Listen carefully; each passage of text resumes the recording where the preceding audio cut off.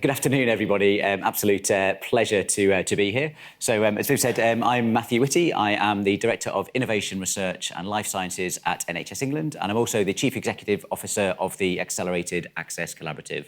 I'm going to talk a little bit today about the Accelerated Access Collaborative, so what we are, what we're doing, and what it means for you, and where you can get more information about that, as well as sort of introducing some of the showcase events that we've got later on as well. So really looking forward to doing that as well. So in terms of I should also mention that I'm also in the Jackie Rock fan club as well, like many of you in here as well. The Accelerated Access Collaborative brings together innovators, industry representatives, NHS bodies, regulators, the NHS and patient charities, with the aim of improving research in the NHS and improving the outputs of that research. So we actually want to take the outputs of that research and have faster adoption of innovation across the NHS. I'll talk a little bit about how we do that, but just a little bit of reflection on some of the impact we've had recently. So over the last year, we've reached 600,000 patients with our innovations. We support around about 3,000 innovators per year, a lot of that in partnership with the Academic Health Science Network, so you can hear a bit about later as well. And I'll talk through some of our other programs and the way that we support that as well. So in terms of like how we actually drive this innovation through the system and some of the ways that you were just hearing about earlier, there are 5 priorities that we're working on at the AAC. So firstly is we want more research done in the UK. This is a globally competitive market for research. Our competition is not the hospital down the road from hospital A to hospital B. It's not university A to university B. It is the UK versus other countries where actually that we are competing for those for that talent and for those trials. The reason that's important is we want more of the trials done in the UK because the research better reflects the patients that are sat in front of the clinician, and it makes that research much more translatable and easier, and makes that adoption earlier. So it starts with the research.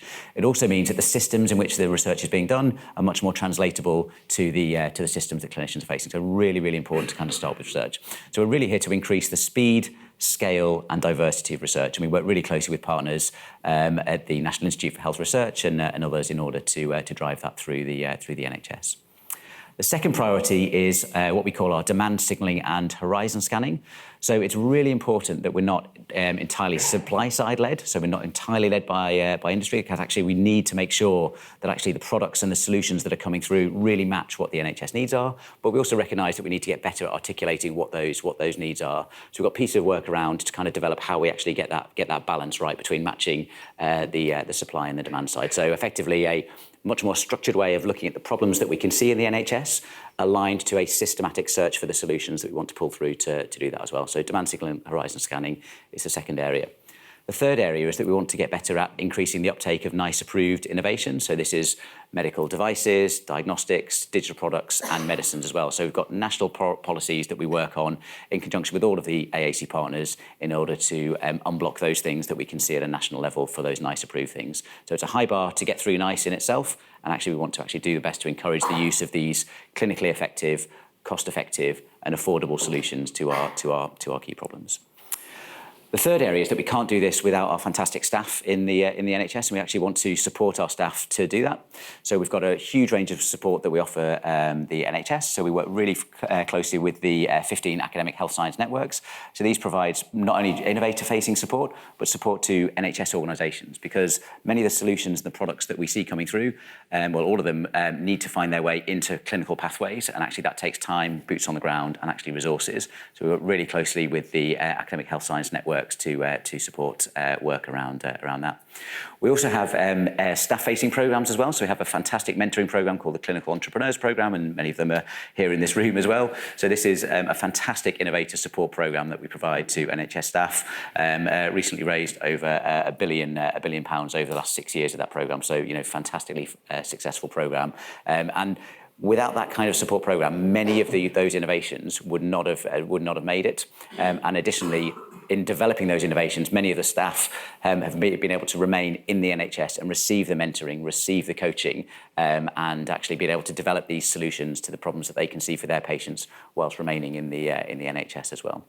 And finally, other innovator support is looking at recognising that the innovation landscape can be really tricky for people to navigate, and many of the innovators that have these solutions cannot survive long enough because they will run out of money before they can actually either develop their products or solutions into things that can actually impact patients. So I'm going to talk a little bit in a minute about something called the NHS Innovation Service, and there is a stand here with more details on that. But we also, the other thing that we've got nationally is actually how we actually prioritise some of our spend. So we have a series of award programmes through things like the Small Business for Research initiative, whereby we have targeted areas for problems that we know that there are solutions we're looking for. So we actually put funding in place for these specific problems. So I just want to do a final deep dive into the NHS Innovation Service. So this is a single online service where innovators can log on and get tailored support from a number of the accelerated access collaborative partners. So it could be that you're an innovator and you want support for getting into the NICE pipeline, but you're not quite sure how to do that. You can log on once, answer a series of tailored questions, get the support to you, and be that going into NICE, getting regulatory support from the Medicines and Healthcare Regulatory Authority, or support from the Academic Health Science Networks and a range of other partners as well. And then we're looking to make this UK-wide as well. So this is not just England, this also includes Wales and some of the other devolved administrations as well. So really, really kind of important programme that we're here, and there's much more information on that in one of the stands out in the foyer as well. So do look that up if that is of interest. And the final thing I'd say is sort of showcasing today is that if I could do one thing with innovation in the NHS, is that I want to move it from being sort of what can sometimes be seen as sort of a sexy side project. Innovation is everybody's business in the NHS. It's a key part of providing good quality care and fantastic care and even better care tomorrow. So we can't do this without all of you in the room as well. And yeah, really looking forward to a fantastic afternoon.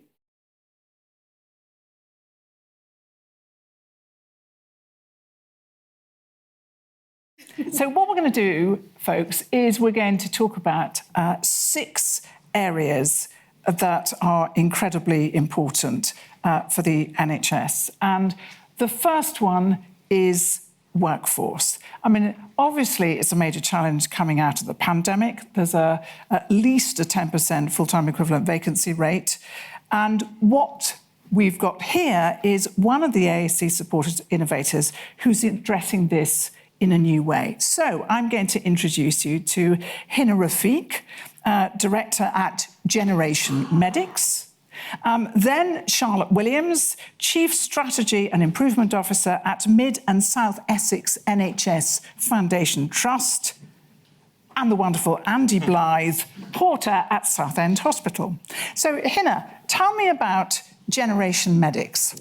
Thank you. Hello, everyone. My name's Hina. I'm the founder of Generation Medics. So we're a multi-award winning social enterprise that supports people from all social backgrounds to explore roles within the NHS. What we're trying to do is create a sustainable local pipeline of talent for the NHS and the wider health and social care system.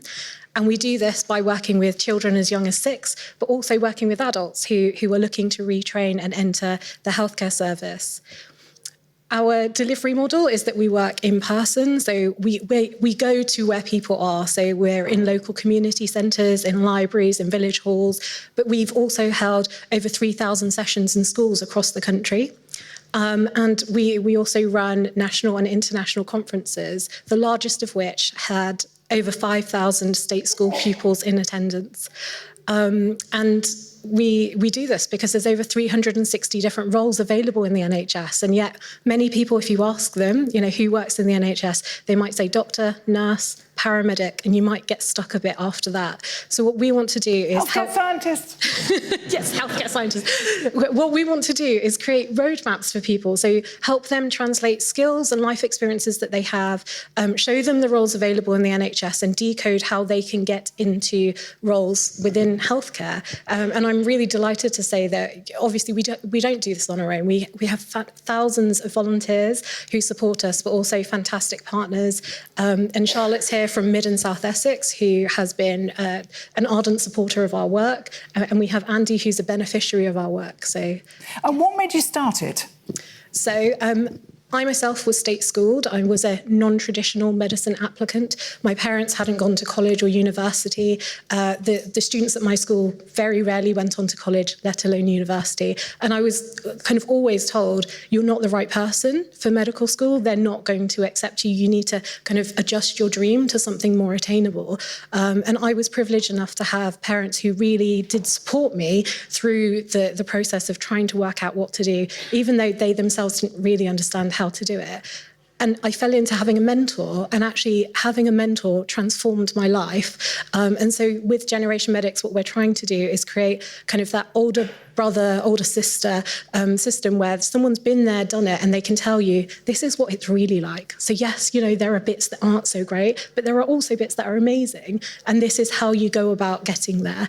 So yes, Generation Medics is creating a new person's network to support people their whole way through their careers. Fab, OK.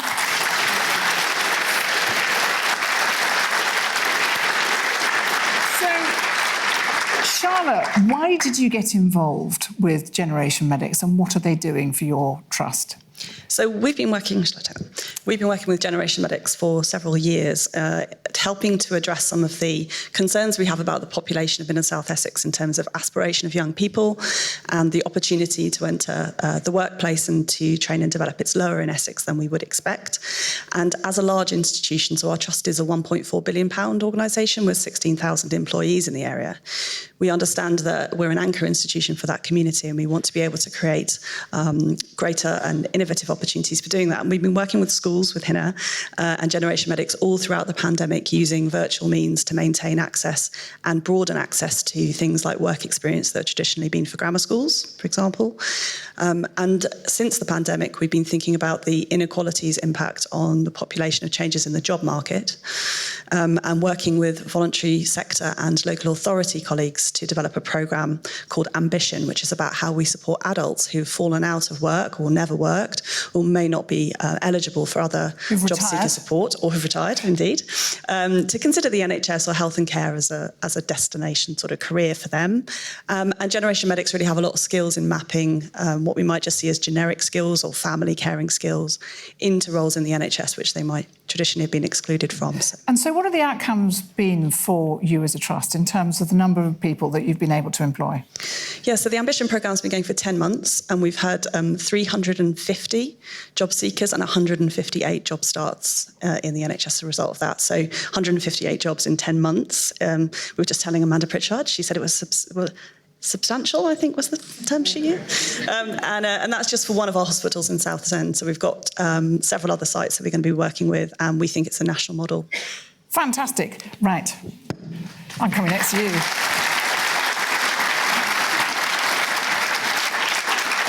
So, Andy, yes. Tell me all about you. Well, I was, up till 5 or 6 years ago, I had my own company, was quite successful. And I think, in hindsight, I probably had a bit of a breakdown. So at 52, I was faced with... Yeah, I've never done a CV in my life. I've never had a job interview, and I had nothing. I found myself homeless. The main points that were available for me seemed to be security business when I happened on Generation Medics. And they sold it to me really by... Once you get to a certain age, you've developed skills, you know, even... So they transpose those skills to the NHS, found me roles that I hadn't even considered. And I started work on the NHS in December, and it's all been very good, very positive. And you're a porter? Thank you.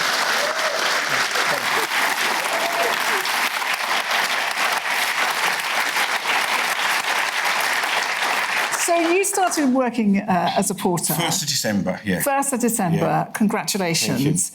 And you love it, don't you? Yes, I absolutely love it. I'd never considered it. I think you need to have some experience to develop the empathy that was needed. I wouldn't have had it in my youth, and now it's a perfect role for me, yeah. I've very much enjoyed it. And I bet your patients love you. Yeah, well, they seem to, yeah. Yeah. It's really nice to be able to talk to people, and I've really enjoyed it. Well, I'd adopt you. Thank you very much. So let me just go back to these two a second. You know, Amanda Pritchard has said it's substantial. What do you think it could do for the whole NHS? I mean, obviously, world domination is in your mind. Thank you. So obviously, the workforce challenge that we have here in the UK is not singular to the UK. It's the workforce is needed across the world. And so I've just come back from a trip to Europe where we've been talking about expanding our services. So we work not just in person, but also online, and we support systems. So they tell us what they're already doing, and we plug the gaps with bits that could be kind of better for perhaps refugees or people who are care leavers or carers. So yes, world domination, not quite, but we do want to help. Stop it. World domination is definitely what she's doing. but yes, we want to help support the healthcare workforce, not just here in the UK, but across the globe where we can. OK, so Charlotte, is that something you're going to try and get out to every trust, every part of your trust? Yes, absolutely. We've committed in the next financial year to scaling the Ambition programme across all of our sites, and there's interest from neighbouring integrated care systems, and we're hoping through our work with colleagues in the room that we'll get adoption elsewhere in England and the rest of the UK. I think the combined impact both of helping the business needs, so we have vacancy rates of around 16-17% in the type of jobs that Andy has moved into. So there's definitely a requirement to think differently about that workforce pipeline. So trust boards should sit up and listen. But it also helps us to better understand our communities, to give back in terms of health and well-being, and also to make us more inclusive. So I think having a more diverse workforce is going to be essential for us to better serve our patients in the future. So there are lots of values in this, but absolutely, definitely very cost effective. Absolutely, yeah. I mean, we estimate it probably costs about £1,500 to £2,000 to hire somebody through the Ambition programme. And colleagues in I think it's the Northern Care Alliance, have estimated that it costs about £22,000 using traditional NHS methods of asking people to use online forums, to shortlist, to interview. And actually, you can find somebody who you already know has the skills because you can see them using them every day. Fantastic. Andy, you give it your vote? Yes, 100%, yeah. Very good. Yeah, and my loyalty, because after taking a chance on me, it was something I will prove. Oh, yeah, fabulous. I'm so pleased. Thank you so much, all of you.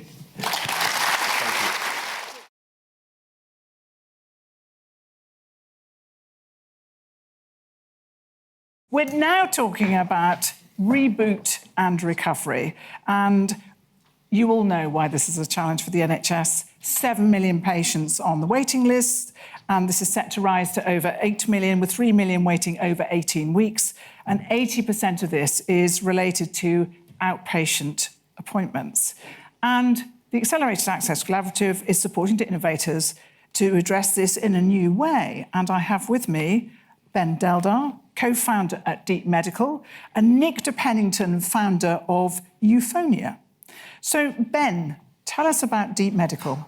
Thank you. Hi, guys. So in a time where, as you said, 7 million patients waiting for care, 5.6 of which are waiting for outpatient care, we really can no longer afford the 8 million missed appointments that cost our NHS £1.2 billion. But actually, the question that we should be asking is why? Why is it that those patients can't access that care? So, like we mentioned, my name is Ben. I'm co-founder of Deep Medical, but also a junior doctor by background. And what we do at Deep Medical is we harness the power of AI to really help hospitals know who's not going to turn up, why they're not going to turn up, and really focus in so they can do what they do best, which is connect. Because, when you say why don't they turn up, there are a whole ton of reasons. So tell us what there might be. Because it's really not just about reminding people, forgetting appointments. Actually, what we're looking at here are the underlying inequalities within each of our communities. So what we do initially is we go out to the hospitals, we learn where those fault lines are within each of those communities, and we account for that in the data sets. We ask for anonymized data from the hospitals, and really what we try to learn is the behavior and the underlying inequalities there as well. Because if I can just give you 3 stories that we've been learning as we've been live across Mid and South Essex. It's the single mother who can't afford to take time off from her work. It's the immigrant family that may not completely understand the comprehension of what's written to them in the letters. It's the elderly man who is scared to travel through rush hour traffic.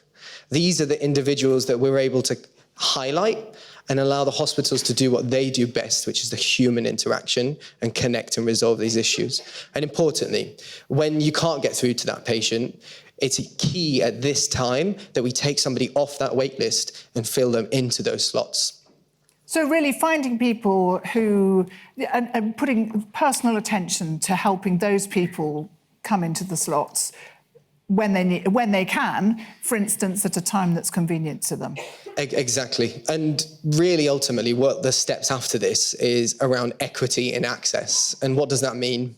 So if you're that single mother, we can account for that so that you get reserved the weekend and the evening appointment times first before everybody else comes in.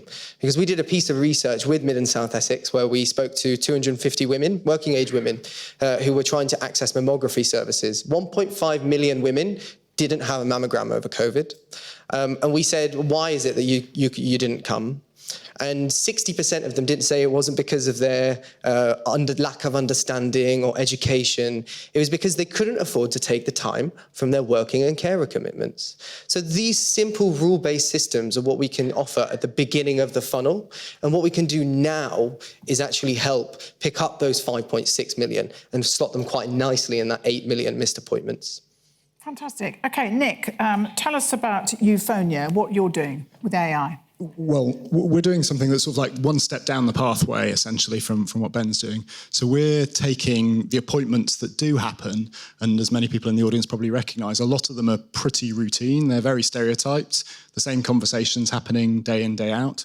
And we're using AI to automate them, and therefore freeing up clinicians from doing those appointments so they can spend their time doing more complex things. And on the other side, we're essentially allowing patients to have a better experience because we're able to deliver those appointments when and whenever they need them. So how do you do that then? So we have a system that we call Dora that telephones people. And that's the really important thing because we don't require people to have any kind of technology. They don't need to be logged into a system. They don't need an app. They just get a voice telephone call and our system talks to them, asks them some questions, takes, if you like, a sort of mini clinical history from them relevant to the condition. So would I think a real person is phoning me when I get that call? Very importantly, no. It's super important for many reasons. One, we're not trying to trick anyone with this. You seem like a lovely girl. Yeah. Yes. But also, you know, the technology, you know, is improving, and we want to make sure that people know that this is an automated conversation. But it is able to talk to them. They're able to ask questions like a good clinical consultation. You know, a good clinical consultation is a two-way discussion. And so we try to do that for patients. And then once we've had that, we can tell them, okay, actually, you don't need to be seen in clinic. Or if they say some things that we think are relevant and require further investigation, those are the patients that come in. And then the clinical workforce actually see people who value, you know, have more value from actually the appointments that we have available. Okay, so where have you two managed to roll this out to? Where are you? So we've got contracts with about 13 NHS trusts. We've got some support from one of the NHS regions. In the trusts that we're live in, we started out with cataract surgery. It's the most common operation in the NHS, and so it's the most it's a thing that moves the needle in terms of the pressures that the hospitals are facing. And we're reducing routine appointments by 60 to 65%, with patients giving it a net promoter score of 9 out of 10. And these are people who are average age 75 to 76. So potential for national rollout? 100%. So we're working already with other of the high volume, low complexity care pathways, things like hip replacement surgery, things like gynecology. And so that's the next step for us, is to be able to take all of those consultations that clinicians are having that are routine and try and automate them. Okay, Nick, Ben, how about you? Where are you and what's the potential? Yeah, some of you are actually here. So we are live across Mid and South Essex. We have got pilots that are agreed in principle by Leicester, by Newcastle, Surrey Heartlands ICS, and Torby in South Devon. I'm think there's another one. Oh, North Midlands as well. Yeah, so we're growing quickly. I mean, we've only started the business about just coming to 2 years now. And potential for nationwide? Yeah, the good thing is we have agreements of integration that are already in with the NHS app, the providers to the NHS app. And that's where about a quarter of people can actually book their appointments. So we can just switch this on really quickly and at least start picking away at the problem for a quarter of the country tomorrow, actually. Fantastic. Okay, so I want to ask the audience to think about the challenge that this lot could think about solving, but what else could you solve? Just very quickly. Yeah, I think going back to the point which is at the beginning of the actual booking process, it's about delivering equity in terms of the times, because a lot of us can afford to take time off in the middle of the day. But when we see non-attendance rates at the lowest, which is the weekends, the evenings, the Friday afternoons, they really should be given to the people that don't have that luxury. So it's about equity and access. Fantastic. Okay. And for us, I think the next step is starting to be proactive and preventative in terms of care, to try and separate out people's care needs from slots in doctors, nurses, allied health professionals' diaries, and automation allows us to basically deliver care when patients need it, not when we've got appointments available. Great stuff. Thank you so much, both of you.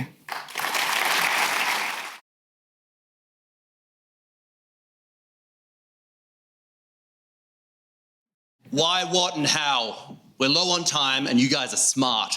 The why is simple. The world is on fire. 1.17 degrees above pre-industrial average. 2 years from now, 24 months from now, we have a 50% chance of blowing through our safe operating limit, 1.5 degrees. The why is simple. You cannot deliver high-quality care for all now and for future generations unless you tackle climate change.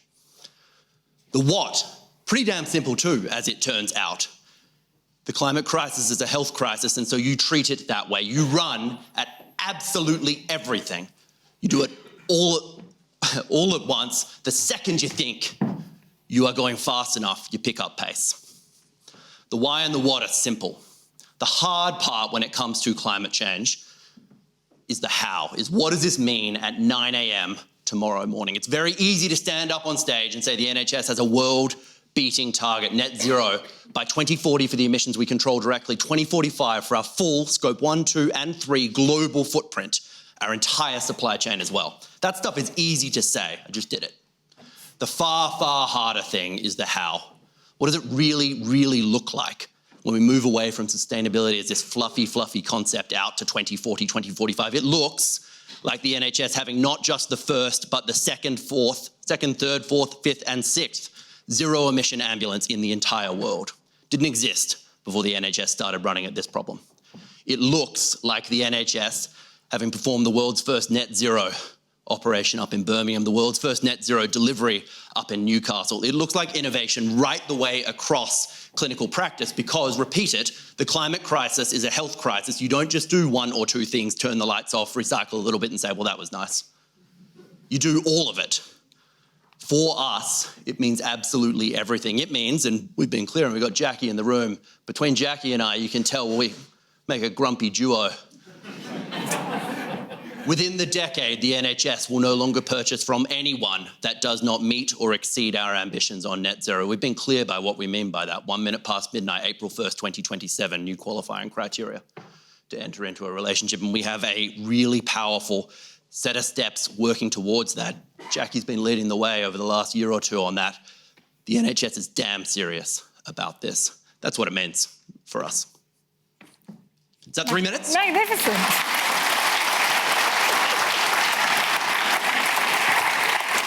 Fabulous.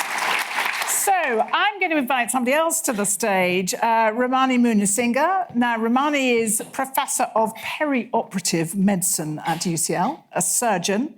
And what I particularly want to draw to your attention is she's going to talk about nitrous oxide.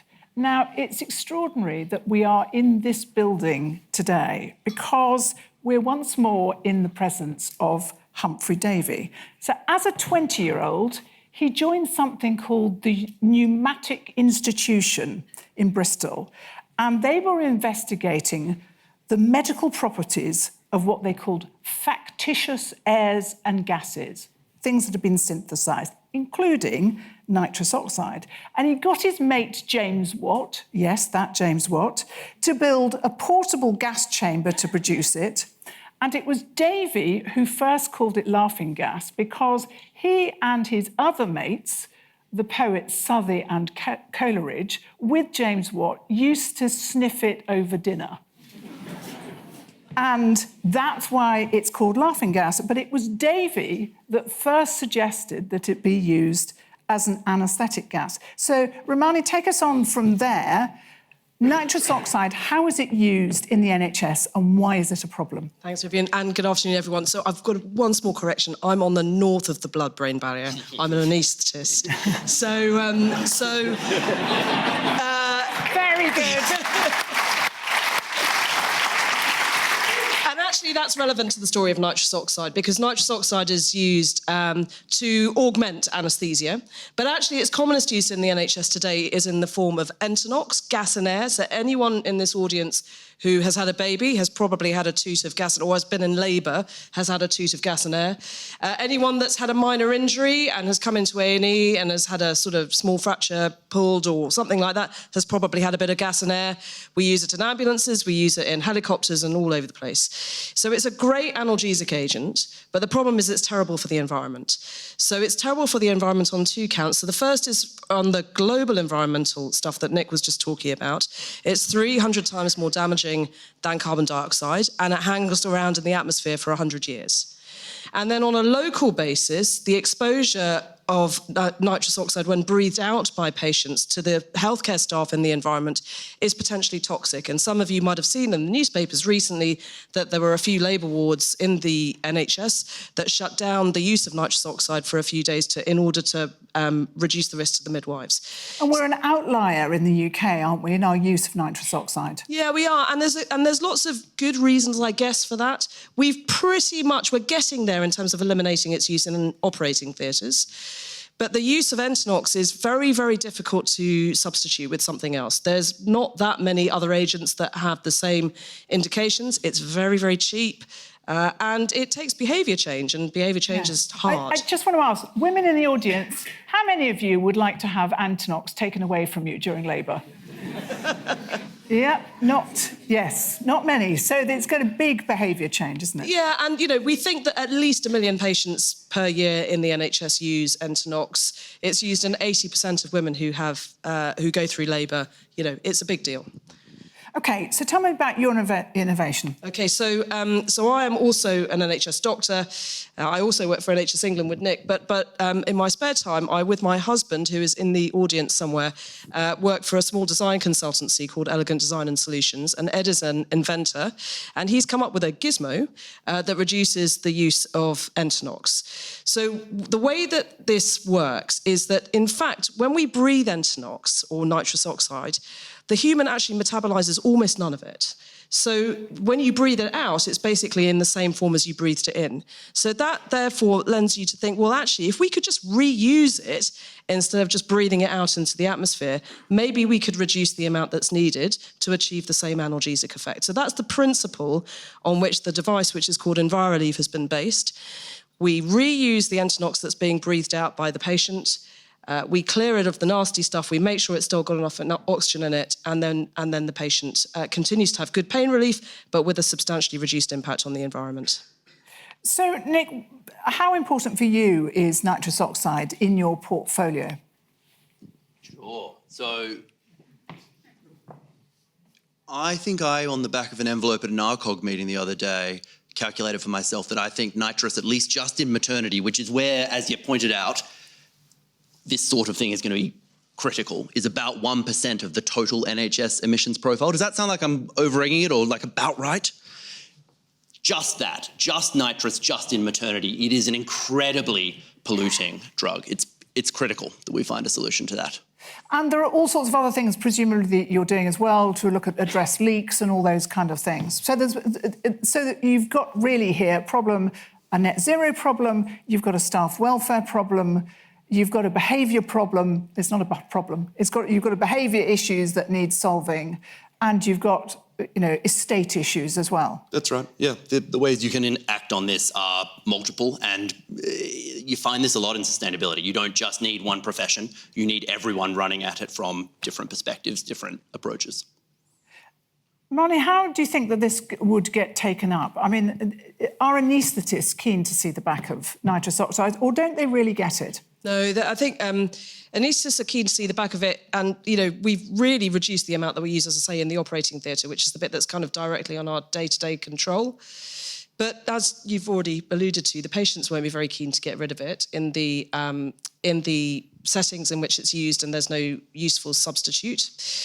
What's great is that our small business was, and our award from SBRI was picked up by BOC, who are the sales and distribution arm of Linde, who make the medical gas, who make nitrous oxide and Entonox.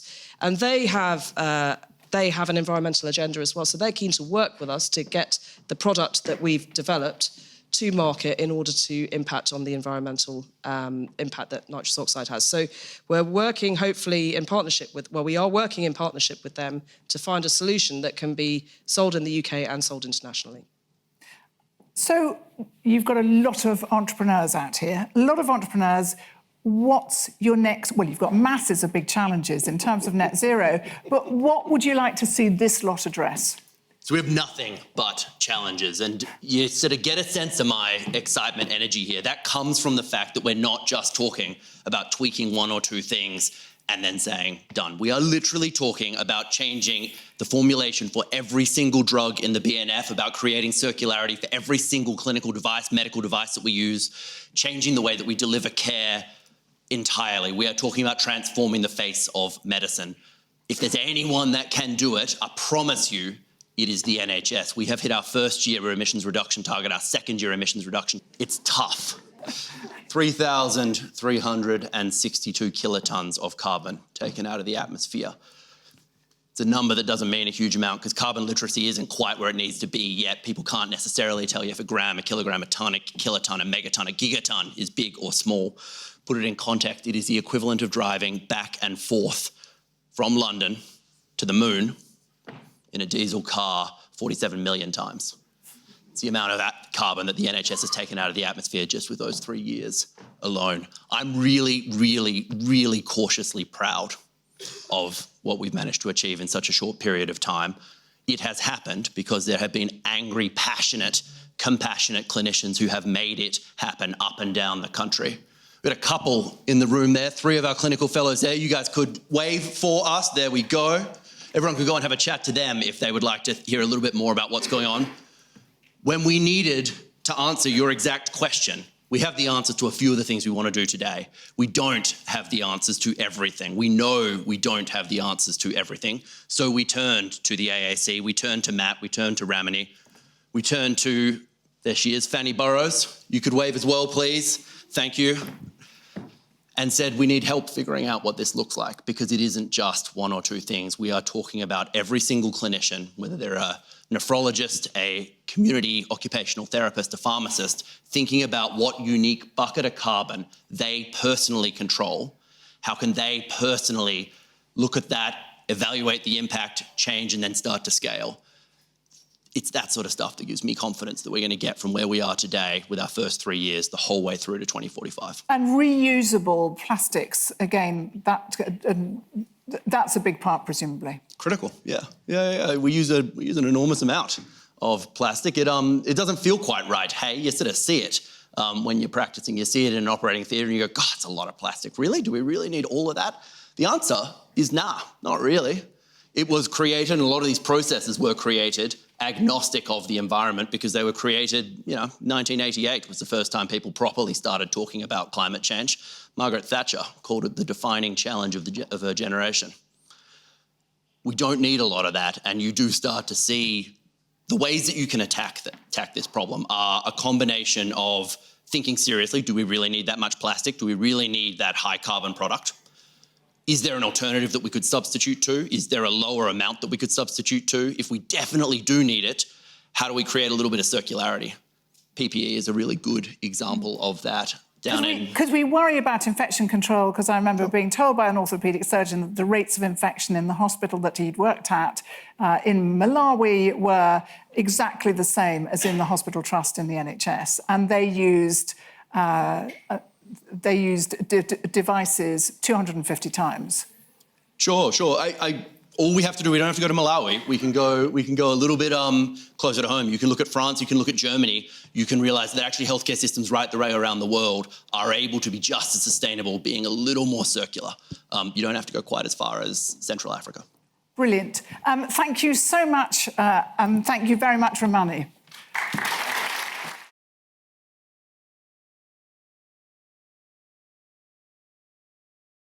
What an amazing place to be today. I've just seen, I think, how many did we just see? 12 fantastic examples of not just great ideas, but great ideas that are actually being turned into practice, many of which are already making a difference. And I think that is the thing which is just so... in fact, I suspect I'm speaking to everyone here when I'm saying thank you, because I know that you are all playing a role in doing exactly that in your own different areas and by being part of these extraordinary programmes that we're sort of here to celebrate today. So, look, what do I want to say? So apart from thank you and what a brilliant time I've just had over the last hour, and by the way, you want me off the stage as soon as possible because I know what's coming next and it's going to be absolutely brilliant as another kind of real life example of change in practice, change that is going to change and is already changing many hundreds and thousands of lives. But I'm partly here because this is a really important year for the NHS. You know, we celebrate our 75th birthday this year, and where I know many of you will probably have local stories where you will talk about change having been difficult for you individually and some of the barriers that you've had to get across, and hopefully some of the ways in which the programmes that we're here today to talk about have helped you to do that. But actually, the story of the NHS is a story of innovation from the first moment of its inception. In fact, the NHS was an extraordinary innovation. And ever since it was created almost 75 years ago, what we've seen is nothing has ever stood still.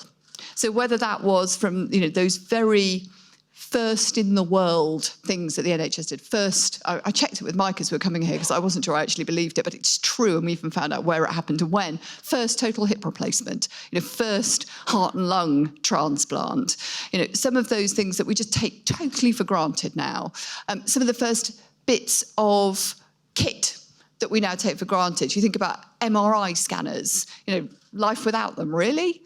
We think now about some of the things that are happening in genomics, some of the things that are happening in AI, some of the things that are happening by the ability to put the data together with the technology, together with the clinical expertise, together with the patient base that we've got in the NHS, together with the support that we can provide through the NHS. And what you've got is something that looks, very different now to when it did when I started in the NHS 25 years ago, and of course, so different to where it was 50 years before that. So I'm here partly because if change has been a constant in the NHS, and this year is an important one for us because we are 75 this year, I would say change is as important now, innovation is as important now, perhaps even more important now than it has been even in the history of the last 75 years. Because what I think, I've just seen it for myself over the last hour or so, I think what we're all quite clear what some of the challenges are.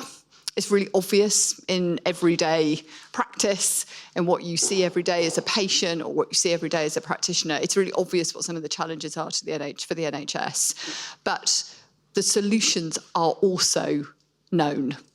And I've seen many of them today. So where are our biggest challenges? We know we've got huge backlogs as a result of what happened over COVID. But I've just seen an example of where in real life, the ability to apply kind of AI-based, machine learning-based well, actually, I'm not even going to attempt to describe the complexity of what's being done, but allowing the the identification of patients who are at high risk of DNAing, allowing organisations to then either make arrangements for those people to make sure they get in or replace those clinic slots with others. So it's better for patients, it's dealing with their individual needs to get in a way that works for them. Fantastically important if we're thinking about inequalities and access, but it's also hugely material if we're thinking about bringing down waiting times, bringing down backlogs. So one, just great example of where we've got something that directly meets some of our really practical problems that you will all recognise, as I say, as patients or practitioners. Another brilliant example, what do we know we need to do if we think about long-term survival and outcomes? We need to get to patients earlier. We need to be able to diagnose problems as early as we possibly can, and cancer is the most obvious example. So we've just talked to someone who's doing amazing work. Again, it's earlier stages, but beginning to think about now putting into practice the ability to use blood testing to do exactly that, early diagnosis. Tony, did you say 85% accuracy at picking up stage 1 and stage 2 colorectal cancers through a blood test? So this is the sort of stuff which in fact, the other one that I just thought was amazing, I mean, I thought they were all amazing, I'm just channeling Tony now. The other one I thought was amazing was just the simplicity of printing, or the simplicity of the idea, very difficult to actually make it happen, but the simplicity of the idea of printing your medicines labels, not just in English, but in someone's spoken language as well. We think about the amount it costs the NHS around medicines optimisation, people not able to follow the instructions and getting into a situation where they end up in a crisis situation or just missing some of their routine care because of that difficulty of just being able to read the instructions, to understand them properly. And you think, why does that not already exist? But it does now, and it exists because of the work that these programmes have been doing and the individuals in this room have been doing. So the reasons these things matter is because in 5 years' time, in 10 years' time, I think a lot of that we will take for granted, and we'll say, can you remember when we didn't used to use AI to help us predict when people wouldn't come? Can you remember the days where you had to have repeat colonoscopies to find out if you were at risk of colorectal cancer? Can you remember that? And we'll all go, oh yeah, I do remember that. And the same way as I remember starting in the NHS before we had a computer. And, and we all go, oh yeah, I say to my kids, there was a day before smartphones. And they're like, no. We don't believe you. It's because this is how innovation happens. It starts as cutting edge, it becomes completely routine. And actually, we've seen that over the 75 years of the NHS. The stuff I've seen today, I am absolutely confident we will be in a place where in not too distant future, we will not be able to imagine how we ever operated without it. And it is because the people in this room and your many colleagues who are also part of the extraordinary programmes, and I won't attempt to list all of them because as we've gone round, I've talked to people who are on multiple programmes, which is great. But it's because you get it. You get what the problems are, you get what the solutions are. And I'm here to say, no pressure, but that means it is on you and it's on me and it's on us together to make sure that we don't just talk about the future, but we make the future happen. So the next 75 years is a story of as much change, innovation, and we can be really proud of a health service that collectively we're creating. So thank you for that, and we'll let the next ones come on.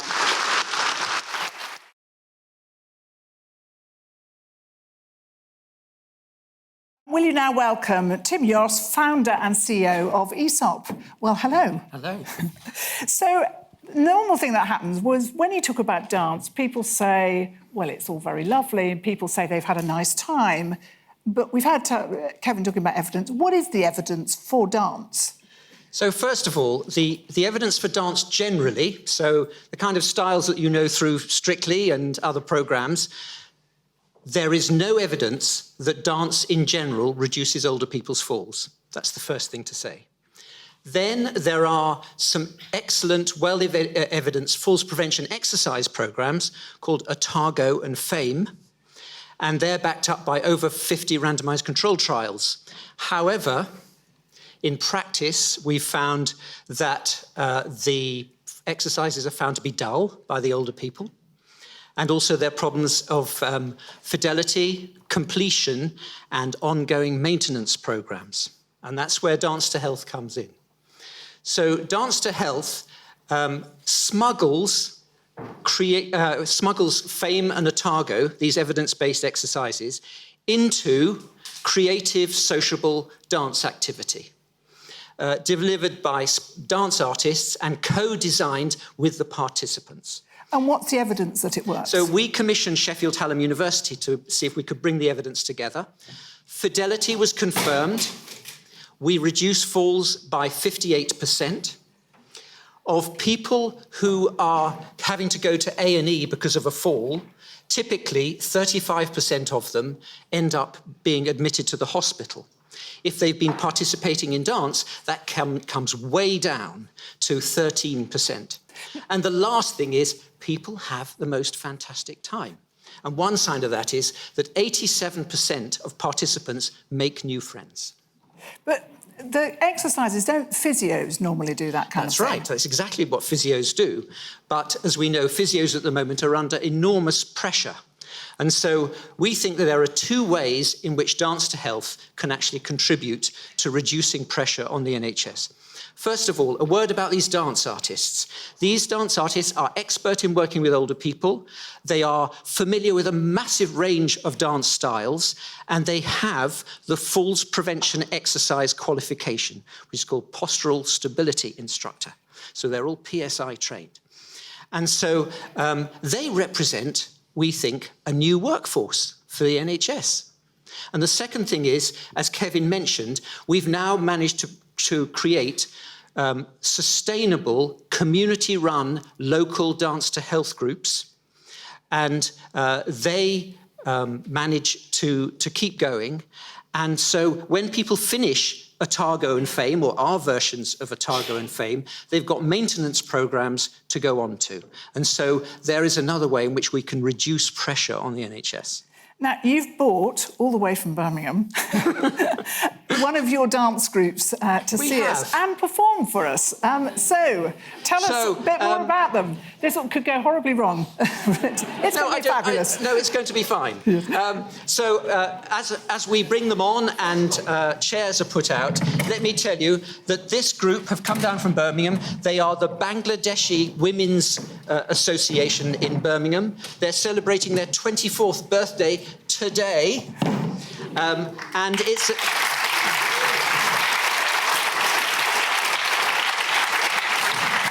And as well as you hearing Kevin and me, it's much more important that you actually see this in practice. So I'm going to hand over to Jenny Murphy, dance artist and chair mover.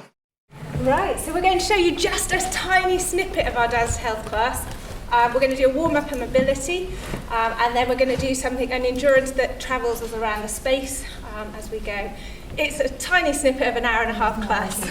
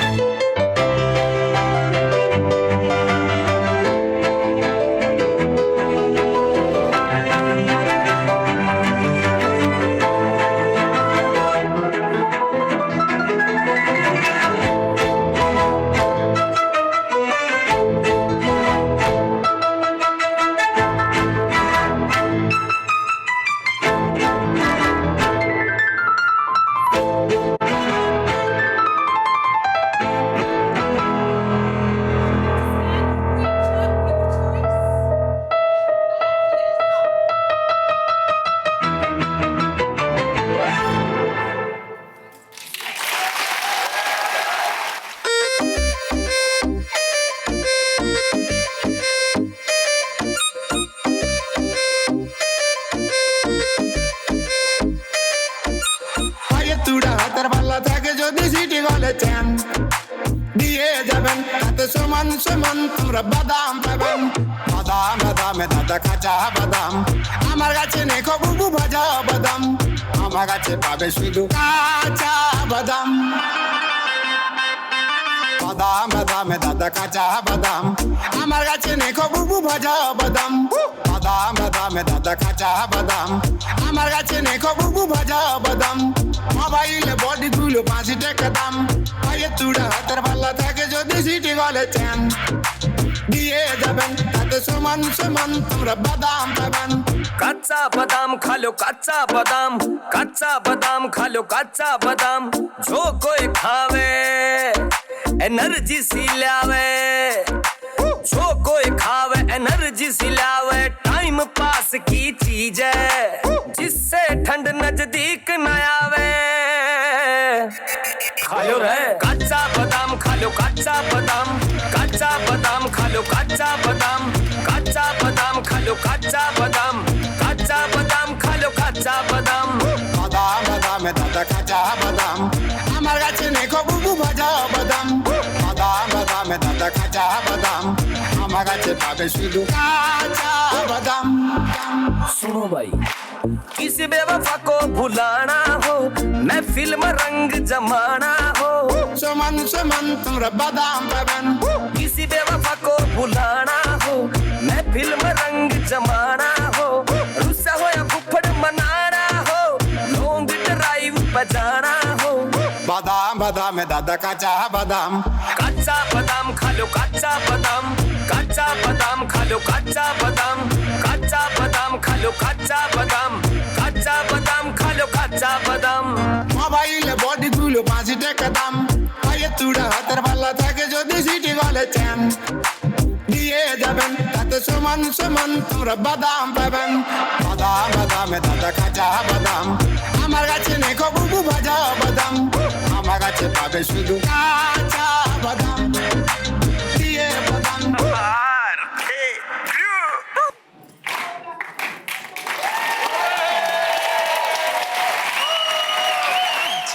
And I'm going to ask you, Amina. Amina, you're the manager of this Dance to Health Bangladesh Women's Association. So tell us what this Dance to Health programme has meant to this group.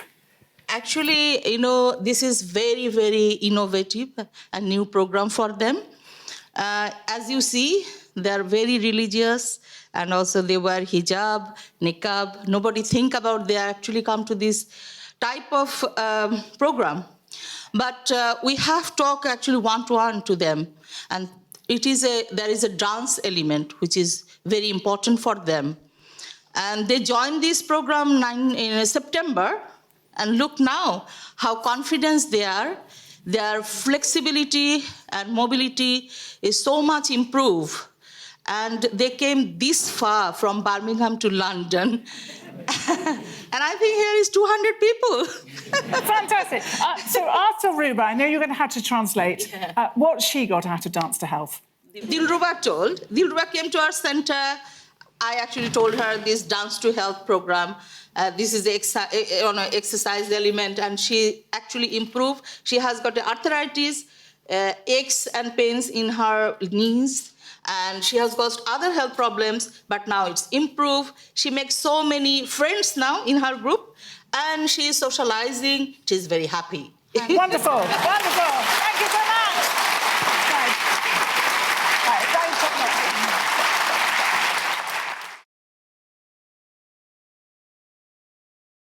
So I'd now like to invite to come on NHS pharmacist and founder of Written Medicine, Khalib Khan, and Stephen Childs, CEO of the North of England Commissioning Support Unit. Welcome.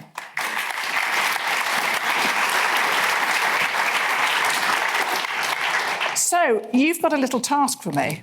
I do. So here's some medicines. OK. So I've been... Sir, tell me, how many of those should I be taking? I've no idea. I'm guessing 1 or 2, 3 times a day. 3 times a day. Actually... It's in Arabic, so I don't know. Is it in Arabic? It is. It is in Arabic, yes. OK. Now let me give you this one. One tablet a night to improve mental health. There you That's go. what I need. There you go. So it is a big, big problem, Galib. Tell me why you started written medicine. So we started written medicine because this is a national problem.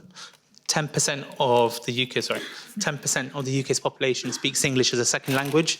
17% of the population has literacy problems, so people who speak English as a first language but have varied literacy issues, and you've got learning disabilities as well. And pharmacies that I worked in Central London, we had 1/3 of our patients that spoke English poorly or not at all.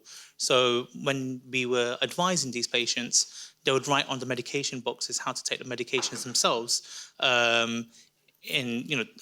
so once a day or with food or what the indication it's for. And that gave me the idea of providing a bilingual, a dual language label, so both in English and another language. And that's software, presumably? It is. So it's a cloud-based software, and it's currently being used in several NHS trusts in London. And we've got some good news that Stephen Charles will be telling everyone as well. And how many languages? So currently we've got 12 languages, Arabic, Bengali, Hindi, Gujarati, Polish, Romanian, Somali, Urdu, Tamil, and we're going to be adding Czech, Slovak, Hungarian and Nepalese to it as well. Terrific, thank you. So, Stephen Childs, how have the North of England Commissioning Support Unit been involved with written medicine? So NEXT is part of NHS England, but it's also part of a consortium that works with the Clinical Entrepreneurs Programme to try and help them bring their products into the NHS. So we're still trying to work out what our real value is, but at the moment we're concentrating on three things, and we've been helping Galib and Written Medicine to make sure that their product fits with the national policy context and also is relating to local system needs. So we also make sure we find ways of getting them in front of local influencers and decision makers and making sure we've identified any synergies with existing digital products or services. Secondly, we're preparing them for introduction into the market, so making sure the product meets all the regulatory requirements and is fundamentally safe to be used. And then thirdly, getting the product into a position whereby an NHS customer can actually commission it, so getting it onto procurement frameworks.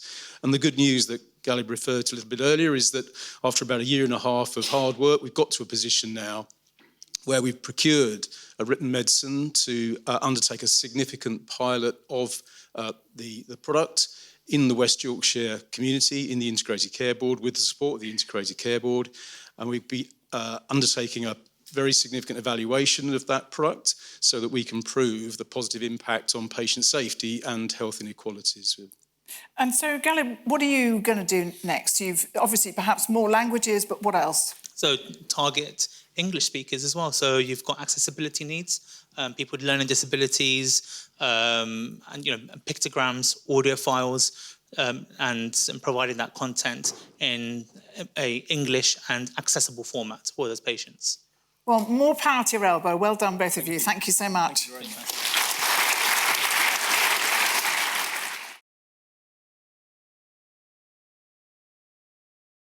I'm going to invite now onto the stage Ash Kellerar, founder of MediShout, Yvonne Jones, housekeeper at Broomfield Hospital, and Jeremy Galea, programme manager at Ascentia.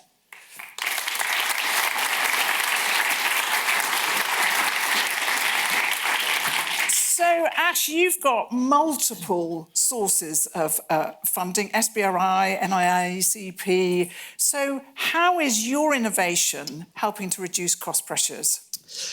Well, I guess I will start with the problem itself. I've worked at NHS as an orthopaedic surgeon for 10 years, and every single day I would witness operational problems impacting patient care.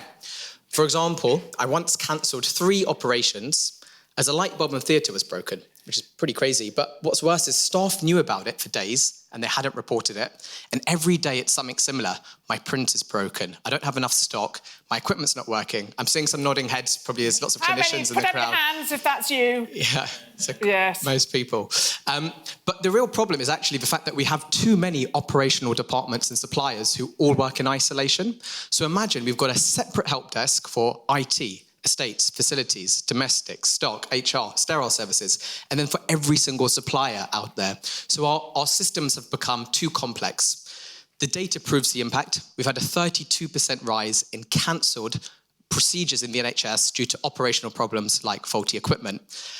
But if you don't believe me, we've also got Yvonne here, who's our champion using it for MediShout. So Yvonne, you're a housekeeper. Tell me what life was like before MediShout appeared on the scene. Well, working on John Ray Wood at Broomfield Hospital as housekeeper, I have to report repairs. So it's having to get a piece of scrap paper, write the problem down and the location, then go to the nurses' station where there was loads of consultants, doctors and nurses trying to get the discharges out and ready to go home. So they've got the phone. Yeah. You can't get on the phone. When you get on the phone, when what happens? when I get on the phone then, it's a case of going through a queue. So it could be number 3, 5 in the queue, then getting through to the call person, then having to report the repair.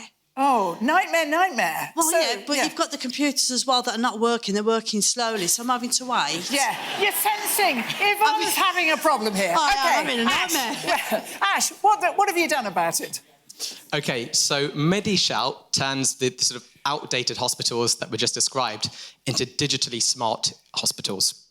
We're actually the first app in the world which will unify all of your help desks and all of your suppliers onto one app. So what that means, if myself or Yvonne are walking around the hospital, this is our ward, any problem we see, we open up the MediShout app and we can report any issue straight away.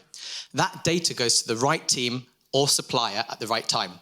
They then notify us straight away, what's happening. It's a bit like when you're tracking an order on Amazon, you're always saying, well, when's it going to arrive? When's it going to be fixed? We've now brought that into healthcare. And finally, we're using AI to predict problems before they even happen, such as faulty equipment. So really what we're doing is through digitization, we're making the system work for our staff instead of against them. OK, so Yvonne, now you've got MediShout. Are you worshipping at his shrine every day? Well, I'm not in a queue now. I'm not number 3, 4 or 5. I'm number 1. Fantastic. Because now...